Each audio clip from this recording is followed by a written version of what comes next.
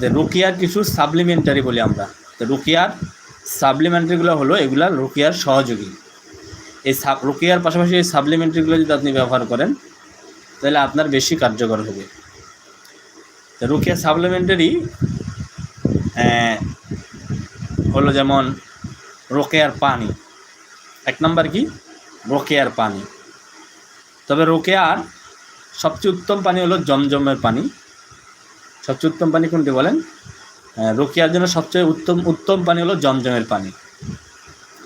জমজমের পানির পরে হলো বৃষ্টির পানি।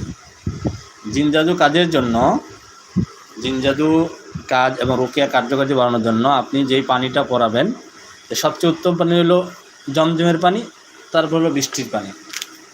তারপরে আপনার স্বাভাবিক যে পানিগুলো আছে, যদি জমজমের পানিও না থাকে, বৃষ্টির পানিও না থাকে, আপনি স্বাভাবিক পানির মধ্যেও রোকেয়া করে ফু দিতে পারেন। এতে জিনজাদু ধ্বংস করার জন্য অনেক জমজমের পানি এবং বৃষ্টির পানি জিনজাদু ধ্বংসের জন্য অনেক কার্যকারী, যদি সেগুলোর মধ্যে সেই মোতাবেক রোকেয়া করা হয়। তা আমরা তো ধারাবাহিকভাবে আলোচনা করবো আপনি কীভাবে কী করবেন। এখন আমরা আপনাদেরকে যে আলোচনা করতেছি এটা হলো সাপ্লিমেন্টারি তৈরি করার নিয়ম। রোকেয়ার পরে সাপ্লিমেন্টারি তৈরি করার কি বলেন নিয়ম। আচ্ছা, তারপরে আমাদের 2 নম্বরে যেটা, রোকেয়ার পরে যদি আপনি হিজামা করান, হিজামা কাফিং থেরাপি, যেটা জিন জাদুগ্রস্ত রোগী না, শুধু হিজামা যে কোনো রোগের জন্য উপকারী, তবে হিজামা জিন জাদু রোগীর জন্য, যারা দীর্ঘদিন জিন জাদুতে আক্রান্ত আছে তাদের জন্য অনেক কার্যকরী হিজামা। তাহলে রুকিয়ার পাশাপাশি হিজামা করাতে পারে। আচ্ছা, 3 নম্বরে মধু। আপনি রোকেয়ার যে আয়াতগুলো পড়বেন বা দোয়াগুলো করবেন, তারপর মধুর মধ্যে ফু দিবেন। এই মধু জিন জাদু ধ্বংসের জন্য অনেক কার্যকারী আছে। যে কোনো রোগের জন্য মধু অনেক কার্যকারী। তাহলে রোকেয়ার সাপ্লিমেন্টারি মধু।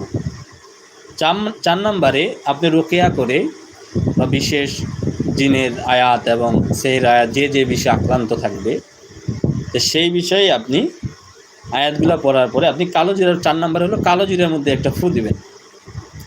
এই কালো জিরা আপনার জিন জাদু ধ্বংসের জন্য অনেক কার্যকারিতা রাখে। তারপরে 5 নম্বরে আপনি যেটা করবেন, অলিভ অয়েল। অলিভ অয়েল, জাইতুনের তেল যেটাকে বলে, অলিভ অয়েল জাইতুনের তেল, এটার মধ্যে আপনি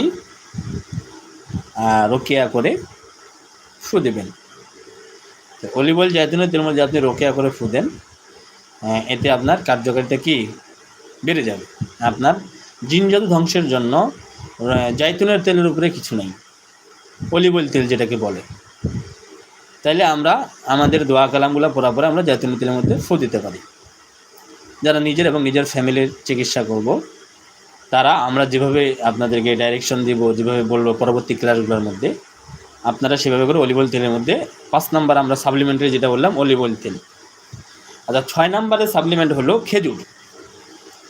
কোনো জিনগ্রস্ত জাদুগ্রস্ত রোগী যারা বিশেষ করে দীর্ঘদিন জাদুগ্রস্ত আছে, তারা যদি প্রত্যেক দিন সকালে 7টা করে আজোয়া খেজুর খায়, প্রত্যেক দিন সকালে 7টা করে আজোয়া খেজুর খায়, তাহলে তার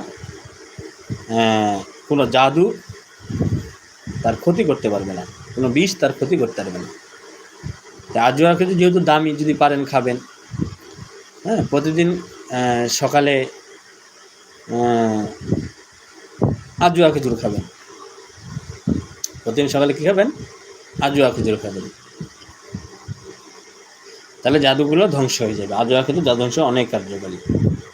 তারপর আমরা রোকিয়ার যে সাপ্লিমেন্টারি বলি 7 নম্বরে বরই পাতা।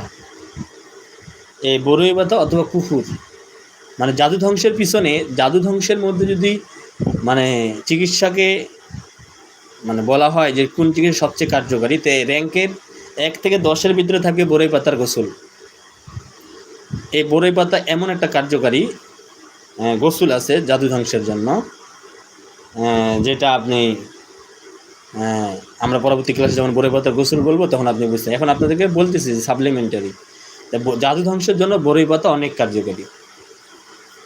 জাদু ধ্বংসের জন্য বরই পাতা অনেক কার্যকরী। বললাম না, যদি জাদু ধ্বংসের কোনো আমল বলা হয় তো 1 থেকে 10 নম্বরের ভিতরে থাকবে কি আপনার